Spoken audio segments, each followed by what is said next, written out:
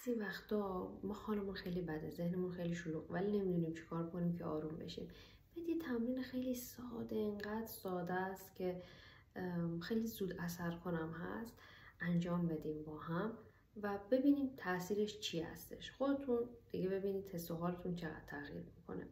یه پارچه‌ای که دم دستتونه یا مبل کنارتون یا پارچه‌ای که حالا پتو یا لباستون، هر کدوم یکیشو بگیرید خب و شروع کنید با حس لامستون حس کردن. فقط حسش کنید.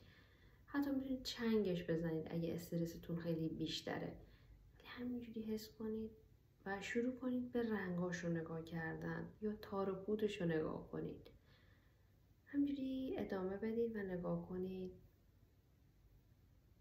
و تو این حین شروع کن به نفس کشیدن. چند تا نفس عمیق بکش.